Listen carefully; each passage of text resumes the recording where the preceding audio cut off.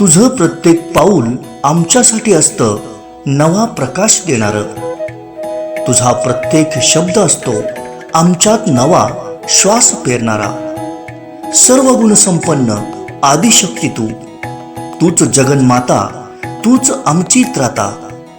यशवंत, कीर्तिवंत, आत्मज्ञानी तूच आहेस अष्टावधानी. नवरात्री निमित्त कर्तबगार महिलांशी खास संवाद. कोकणच्या नवदुर्गा.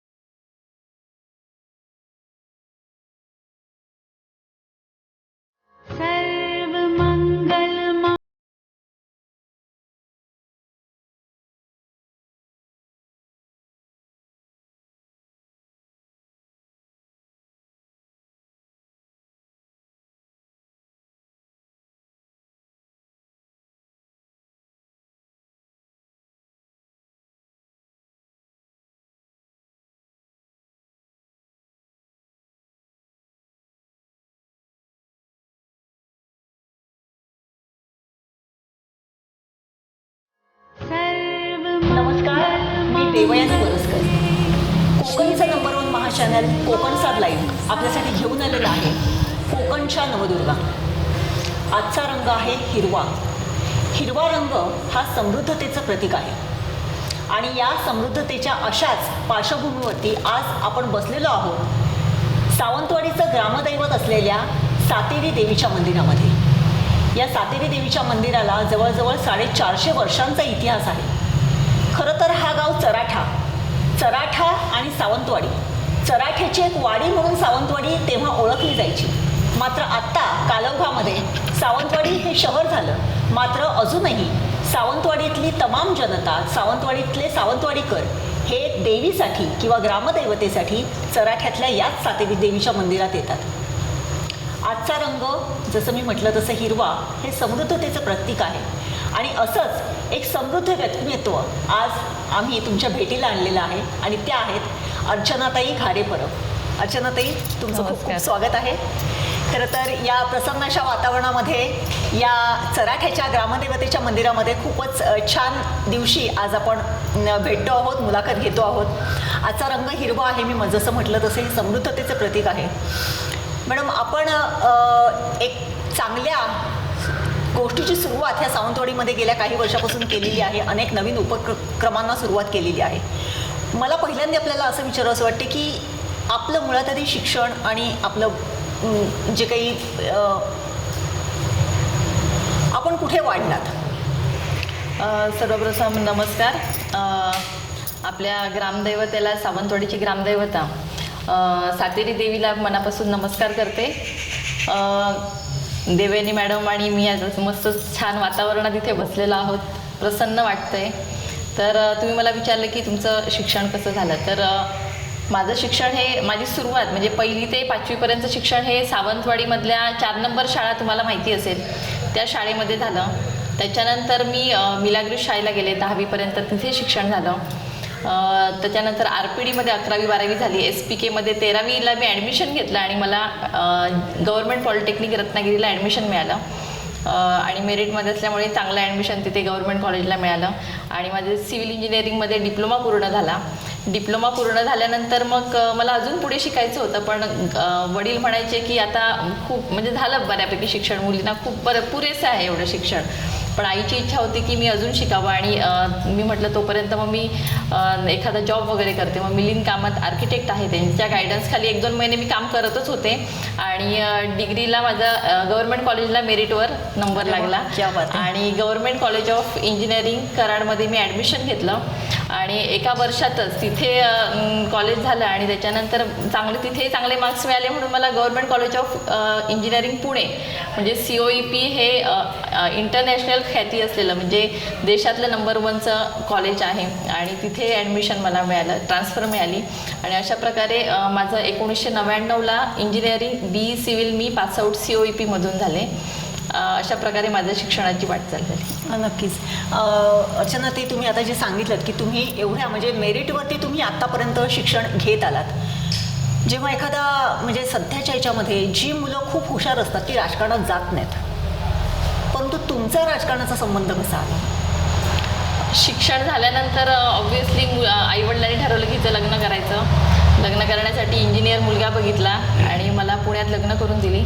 तिथे मी त्यांचं बिल्डर व्यवसाय असल्यामुळे त्यांना मदत करत होते. त्यांचं पण ऑफिस होतं आणि स्वतःचं घरचंच ऑफिस असल्यामुळे मी तिथेच काम करू लागले आणि तिथे आमचं जे गाव आहे मूळ गाव पुण्यामध्ये, तर तिथे आरक्षण सरपंच पदासाठी महिला आरक्षण होतं. बरं. आदरणीय पवार साहेबांच्या धोरणामुळे 33% आरक्षणामुळे आज महिलांना तिथे संधी मिळत होती आणि त्याचाच एक भाग त्याच्यातनंच मला कुठेतरी तिथे संधी मिळण्यासाठी ग्रामस्थ म्हणायला लागले सगळे एकत्र येऊन की एज्युकेटेड आहे, आपल्या गावची सून आहे आणि आपण यांना संधी देऊ. खरं तर राजकारणामध्ये मला थोडा पण इंटरेस्ट नव्हता.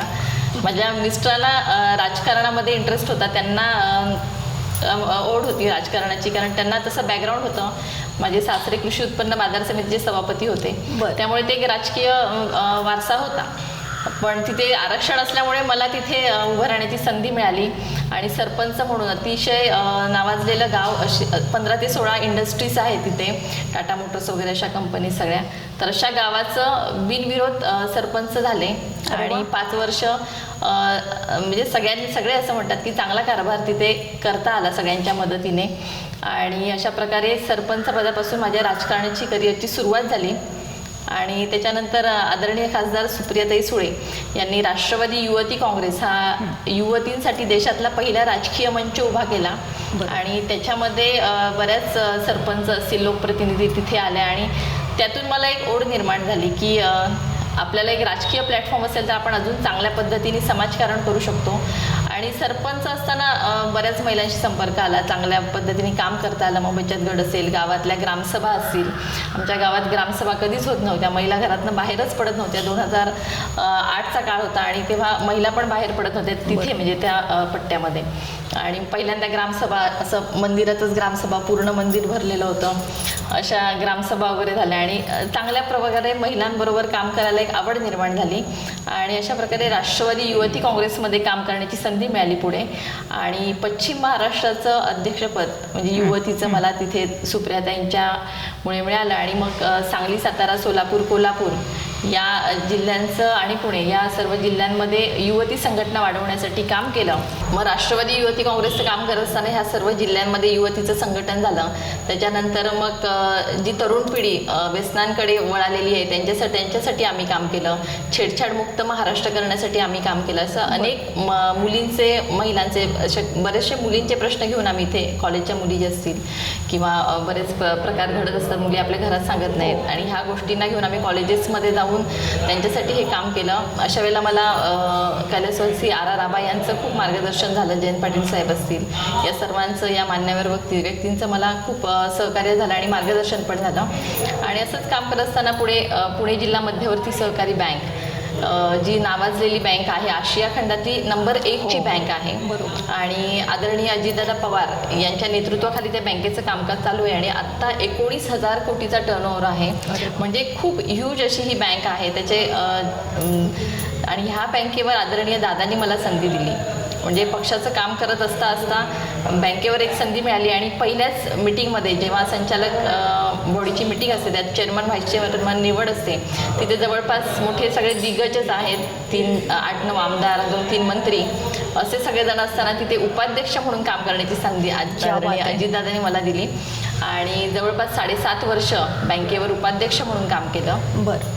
आणि बँकेचं शताब्दी वर्ष असेल किंवा हा सगळा गोल्डन पिरियड जो असतो बँकेचा, तो त्या काळात काम करण्याची संधी मला तिथे मिळाली. आणि हे सगळं करत असताना पुढच्या काळात अर्चना फाउंडेशन असेल, अर्चना फाउंडेशनची स्थापना केली. या माध्यमातून अनेक सामाजिक उपक्रम असतील, बरेच उपक्रम केले. मग सावंतवाडीमध्ये असेल, मग डोळ्यांसाठी असेल, नेत्र शिबिर असेल, त्याच्यानंतर आरोग्य शिबिरं, त्यांचं पुस्तकाच्या वेगवेगळे स्टॉल्स किंवा बऱ्याच गोष्टी आपण त्या अर्चना फाउंडेशनच्या माध्यमातून केलं. तनिष्का नागरी सहकारी पतसंस्थेची स्थापना केली. तिचं आता हे 4थं वर्ष. कालच आदरणीय जयंत पाटील साहेबांच्या हस्ते आम्हाला पुरस्कारही मिळाला. अरे वा. आणि जवळपास 4 वर्षात 10 करोड टर्नओव्हर त्या पतसंस्थेचा आहे. आणि सर्वसाधारण पतसंस्था असताना केवळ सगळ्या महिला तिथे संचलित ती पतसंस्था आहे. आणि ती पतसंस्थेचं एक कामकाज अतिशय चांगल्या पद्धतीने चालू आहे. आणि अशा प्रकारे अर्चना फाउंडेशन असेल, तनिष्का पतसंस्था असेल, याचं काम चालू असताना राजकारणात पुढे सावंतवाडी विधानसभा मतदारसंघाची जबाबदारी दिली.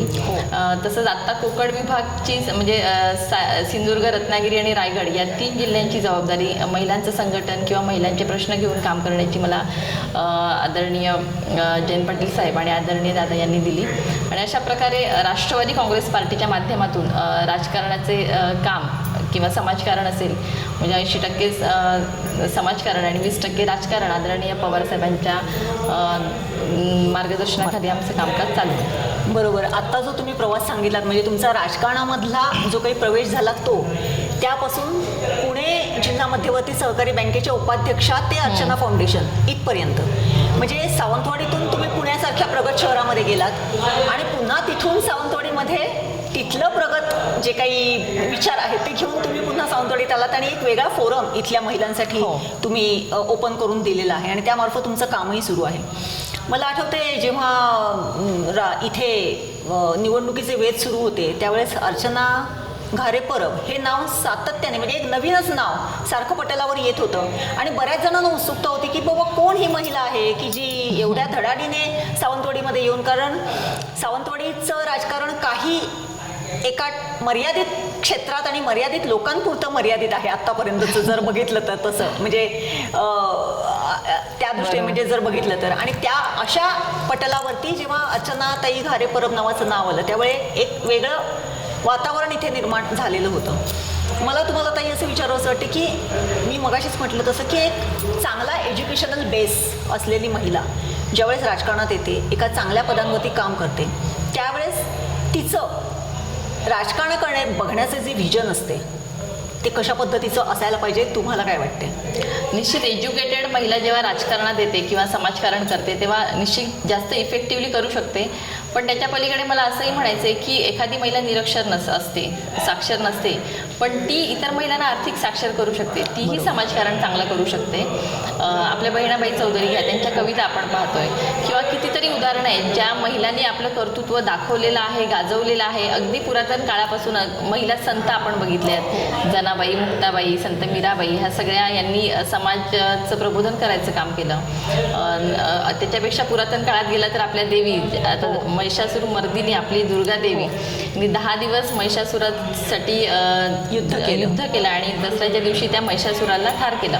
म्हणजे सातत्य ठेवलं तिने, कसोटी सातत्य ठेवून त्या राक्षसाला ठार मारलं. म्हणजे कितीतरी महिला आहेत ज्यांनी आपलं कर्तृत्व दाखवलेलं आहे, नेतृत्व केलेलं आहे. आपल्या देशाच्या पंतप्रधान ह्या महिला आहेत, अगोदरही प्रतिभाताई होत्या आणि इंदिरा गांधी असेल, आणि प्रत्येक क्षेत्रामध्ये आज महिला पुढे आहेत. मला कौतुक वाटतं की आज आपल्या कोकणच्या मुली, महिला ह्या सगळ्या क्षेत्रामध्ये पुढे आहेत. 10वी-12वीचे रिझल्ट लागले की कोकणची बाजी असते, त्यात सिंधुदुर्गाचा 1 नंबर असतो. म्हणजे कौतुक करावं तेवढं आपल्या मुलींचं कमी आहे आणि खरंच म्हणजे खूप कौतुकास्पद गोष्ट आहे. आणि राजकारण करताना ह्या सगळ्या मुलींनी, महिलांनी समाजकारण असं ह्या दृष्टिकोनातून जर राजकारणाकडे बघितलं आणि आपण कुठेतरी त्या प्रवाहात आलो तर आपण अजून चांगलं काम इतरांसाठी करू शकतो. म्हणजे मी माझ्यासाठीच नाही तर मी इतरांसाठी पण काहीतरी करावं ह्या हेतूने जर तुम्ही राजकारणाकडे बघितलं तर नक्की राजकारण अतिशय चांगलं अजून करू शकता आणि चांगलं काम करू शकता त्याच्या माध्यमातून समाजासाठी, असं मला वाटतं. तुम्हीच बघा ना, आता तुम्ही 3 जणी चॅनलमध्ये लाईव्हमध्ये आता कोकण सात लाईव्हमध्ये तुम्ही 3 महिला आहात. देवयानी मॅडम आहेत, आमच्या जुईली आहे आणि मंगल कामत. म्हणजे तुम्ही इतके वर्ष सातत्याने काम करत सगळ्या क्षेत्रामध्ये आज महिला आहेत आणि खूप कौतुक आहे या सर्व महिलांचं. हे जेव्हा तुम्ही बोलत असता त्यावेळेस मला एक म्हणजे फार तुम्ही जेव्हा बोलत होता तेव्हा मला फार अशी उर्मी होत होती की आज आपल्या सिंधुदुर्गामध्ये फार महिला राजकारणामध्ये यायला मागत नाहीत आणि जरी त्या आल्या तरी एका ठराविक मर्यादेपर्यंत त्यांचं हे झालं की त्यानंतर लुप्त होतात. म्हणजे त्यांचं ती जी काही राजकारणाची ही असते ती तिथे थांबते कुठेतरी. अशा पार्श्वभूमीमध्ये आता जसं म्हणालात की आपल्याकडे मुळात आधी सिंधुदुर्ग जिल्ह्यामध्ये महिलांचं प्रमाण जास्ती आहे एकूणच, गुणवत्तेमध्ये जास्ती आहे, एज्युकेशनमध्ये जास्ती आहे, हुशार आहेत आपल्यातल्या महिला की ज्यांनी राष्ट्रीय नाही आंतरराष्ट्रीय स्तरावरती आपलं नाव कमावलेलं आहे अनेक क्षेत्रांमधल्या. अशा भागातल्या महिला राजकारणामध्ये सक्सेसफुल होत नाहीत असा जो गेल्या काही वर्षांचा एक ट्रेंड आहे. काय सांगाल त्या संदर्भात? महिला सक्सेसफुल होत नाही असं नाही, पण त्यांना ती जाणीव नाही आहे, ती कॉन्फिडन्स थोडासा कुठेतरी कमी पडतो महिलांचा कधी कधी पुढे येताना. पण असं नाही आहे, जर त्या इफेक्टिवली म्हणजे फुल फ्लेश जर आल्या, त्यांनी सगळ्यांनी एकत्र मिळून काम केलं तर निश्चित त्या सक्सेस मिळवू शकतात. असं मला वाटत नाही की त्या कुठे पुढे जाऊ शकत नाही किंवा प्रत्येकीमध्ये तो कॉन्फिडन्स आहे की त्यांना पुढे यायला दिलं जात नाही असं काहीतरी असते का राजकारणात? कारण तुम्ही आता राजकारणामध्ये आहात इतकी वर्ष, नाही. तुमचा काय अनुभव आहे? नाही प्रत्येक सहकार्यांचा नाही, प्रत्येक स्टेजला प्रत्येक ठिकाणी राजकारण असतं. असं राजकारणातच राजकारण असतं असं नाही. सहकारामध्ये राजकारण आहे, घराघरात राजकारण, म्हणजे प्रत्येक शेजाऱ्या पाजाऱ्यांमध्ये पण राजकारण आहे, गावकीमध्ये राजकारण आहे, प्रत्येक ठिकाणी राजकारण आहे. त्यामुळे असं म्हणता नाही येणार की राजकारणामध्येच राजकारण आहे. तर ह्या गोष्टी सगळीकडे आल्यात, पण आपण जर सातत्य ठेवलं, जर काही जेव्हा आपण काहीतरी चांगलं करायला जातो तेव्हा टीका होते, बरोबर, लोक मागे खेचण्याचा प्रयत्न करतात, बरोबर. पण आपण सातत्य ठेवलं, जसं मी म्हटलं देवी मातेचा जर आपण आदर्श घेतला, तिने सातत्य ठेवून त्या राक्षसाला मारलं. तिने 1 दिवस नाही, 2 दिवस नाही, सतत 10 दिवस तिने लढा दिला. हाच जर आपण सातत्याने दिला, आपण प्रत्येक गोष्टीमध्ये कंटिन्युटी ठेवली आणि ते करत गेलो किती, आणि हे चांगलं केल्यानंतर सगळी आपल्या बाजूने येतात. आपलं कुटुंब आपल्या मागे उभं राहतं, आपला समाज आपल्या पाठीमागे उभं राहतं. पण आपण न डळमळता न खचता ते करत राहिलं पाहिजे.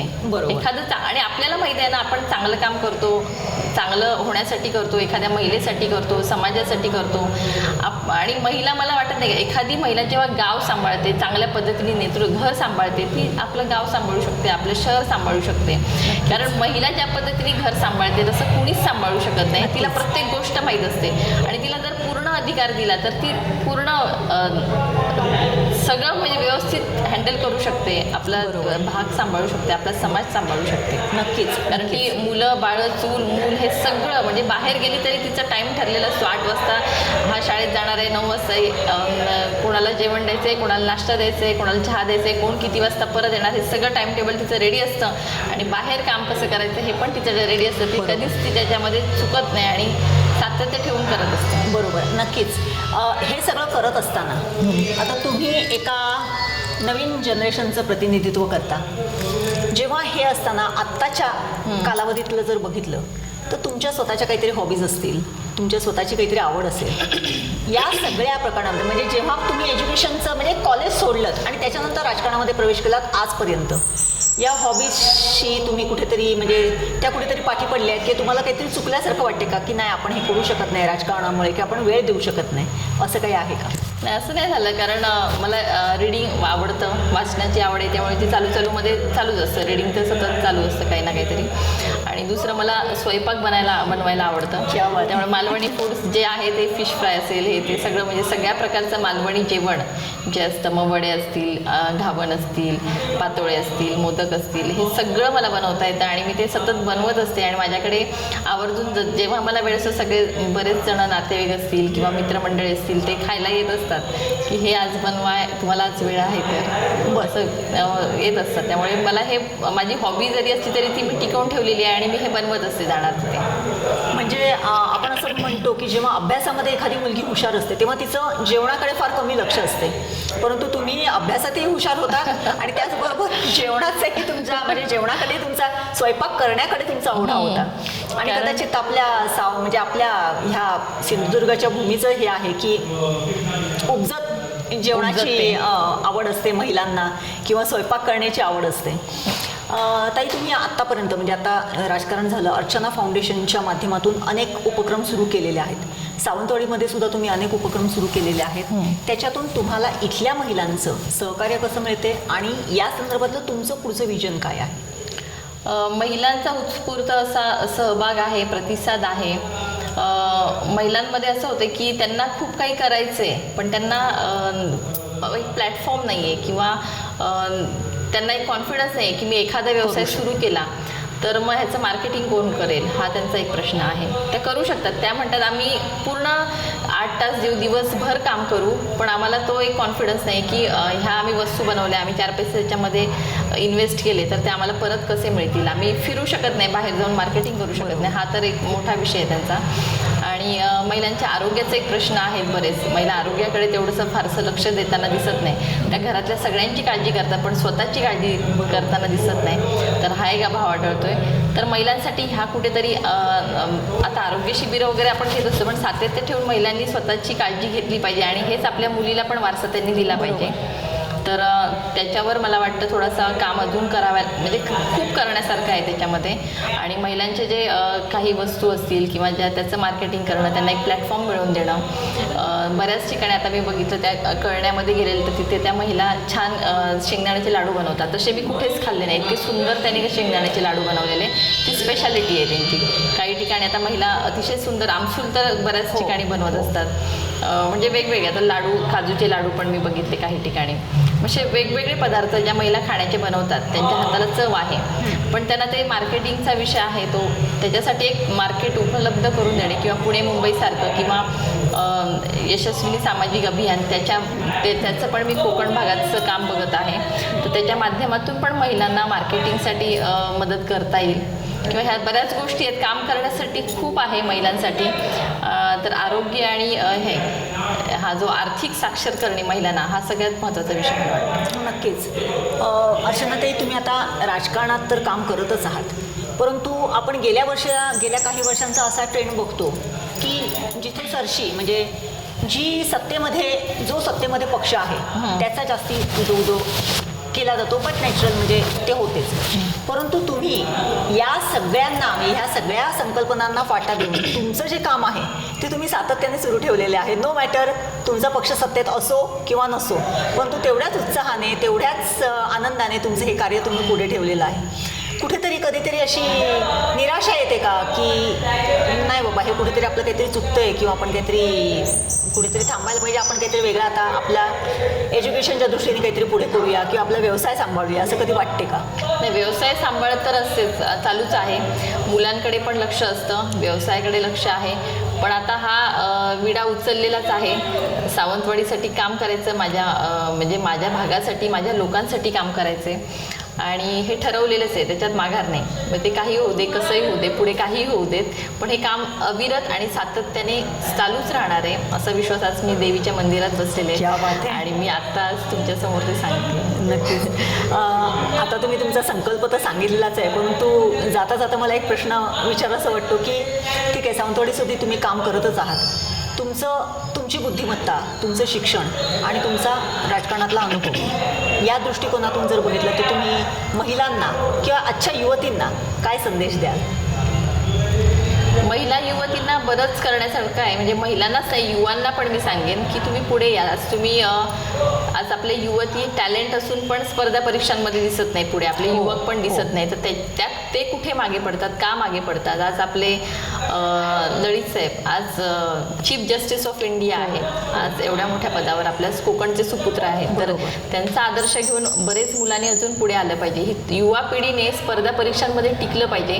म्हणजे 10वी-12वीच्या पुढे काय होतं, ते का होतं आणि त्याचं काहीतरी केलं पाहिजे. त्यांच्यासाठी MPSC UPSC असेल किंवा अजून स्पर्धा परीक्षा असतील, याचं कुठेतरी केंद्र सुरू झालं पाहिजे किंवा त्यांना गायडन्स प्रॉपर मिळाला पाहिजे. त्यांच्या टॅलेंटचा पुरेपूर उपयोग झाला पाहिजे आणि कोकणची मुलं निश्चित देशात चमकतील असं मला वाटतं. कारण आज ते खूप हुशार आहेत सगळे आणि कुठेतरी तिथे कमी पडतात असं मला वाटतं. तर त्या मुलांनी त्यांना आवाहन करते की जिथे कमी वाटते, जिथे त्यांना गरज आहे, त्यांनी नक्की संपर्क साधा किंवा आपण त्यांच्यासाठी पुढे काम करणार आहोत. तर युवा पिढीसाठी असं माझं म्हणणं आहे.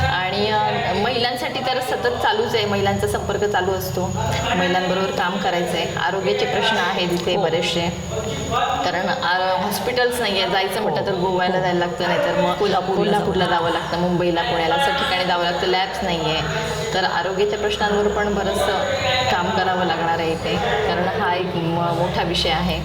आणि सगळ्यात मला अजून एक सांगायचं आहे की बरीचशी मुलं, आज मला इथे कौतुक वाटतं कोकणच्या मुलांचं, म्हणजे आपली मुलं जी आहेत त्यांनी कलेचा वारसा जपलेला आहे. आज भजनाकडे किंवा सांप्रदायिक क्षेत्राकडे त्यांचा कल आहे. म्हणजे बाकीच्या देशामध्ये आपण बघतो मुलं व्यसनाधीन झालेली आहेत, मोबाईलच्यामुळे वेगळं वळण लागलेलं आहे, पण आपली मुलं ही अतिशय संस्कृती जपलेली आहे त्यांनी. आणि आपल्याकडे अशा कला आहेत, दशावतार असेल, ह्या कला त्यांनी जपलेल्या आहेत. कोकणचा ध्यास म्हणजे दशावतार, ह्या कला त्यांनी जपलेल्या. आज मी काल भाई शिर्के यांच्याकडे गेले, त्यांच्या 3 पिढ्या त्या दशावतारमध्ये. आता त्यांचा मुलगा पण खूप छान करतोय. म्हणजे ह्या पिढ्या जे चाललेले आहेत त्यांना 1 रुपया मिळत नाही त्याच्यात, तरी पण ते सातत्याने ते करतायत. तर ह्या कलेला पण कुठेतरी प्लॅटफॉर्म मिळायला पाहिजे. आज आपली लाकडाची खेळणी, आज त्याला कुठेतरी बाजारपेठ चांगली मिळायला पाहिजे. चिताराळीमध्ये आज जी आहे ते आता हळूहळू म्हणजे चायना मेड व्हायला लागले, तर ते कुठेतरी मूळ आहे ते जपलं पाहिजे. आणि ही जी आयडेंटिटी आहे ती अजून म्हणजे त्याला एक प्लॅटफॉर्म चांगला मिळायला पाहिजे. पर्यटन आहे, बऱ्याच विषय आहे. पर्यटनासाठी आपलं कोकण इतकं समृद्ध आणि निसर्ग संपन्न आहे असं कुठलाच भाग नाही आहे. म्हणजे इथलं जी तांबडी माती आणि इथलं चिरे, लॅटेराईट आणि तिथून बनवलेली आता ही देवाची सगळी मंदिरं आपण पाहतो, इतकी सुंदर आहेत. म्हणजे कोकणात बघावं तेवढं सगळीकडे भरभरून आहे, आणि इथे यावं देशातल्या सर्वांनी आणि बघावं ते. आणि त्याच्यासाठी पर्यटनासाठी डेव्हलपमेंट करणं गरजेचं आहे.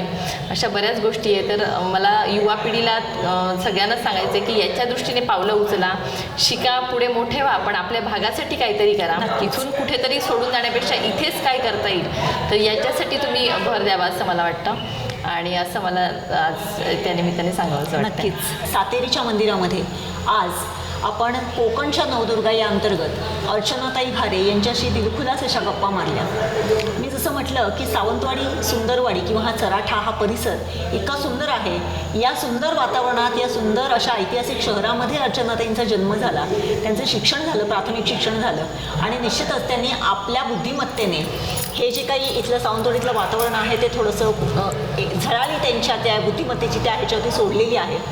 त्यांनी त्यांचं शिक्षण तर घेतलंच, मेरिटमध्ये शिक्षण घेतलं, परंतु ते केवळ आपल्यापुरतं मर्यादित न ठेवता इतर महिलांना त्याचा वापर व्हावा याच्यासाठी त्यांनी अर्चना फाउंडेशनच्या मार्फत अनेक चांगले उपक्रम सुरू केलेले आहेत. त्यांचे जे विचार आहेत ते सुद्धा निश्चितच समृद्ध आहेत की इथल्या मुलांनी, मुलींनी स्पर्धा परीक्षांमध्ये निश्चितच आपलं नाव किंवा आपलं यश आजमावावं, आणि ते निश्चितच त्यांना मिळेल अशी त्यांना खात्री आहे. एकूणच या संपूर्ण पार्श्वभूमीवरती मी जसं म्हटलं, ह्या हिरव्या रंगाप्रमाणे समृद्ध असं व्यक्तिमत्व अर्चनाताई घारे आज तुम्ही आमच्याशी बोलला त्याबद्दल मी तुमचं खूप खूप धन्यवाद मानते. थँक्यू.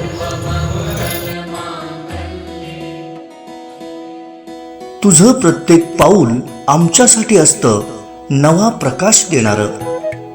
तुझा प्रत्येक शब्द असतो आमच्यात नवा श्वास पेरणारा. सर्व गुण संपन्न आदिशक्ती तूच जगन्माता, तूच आमची त्राता. यशवंत, कीर्तिवंत, आत्मज्ञानी तूच आहेस अष्टावधानी. नवरात्री निमित्त कर्तबगार महिलांशी खास संवाद. कोकणच्या नवदुर्गा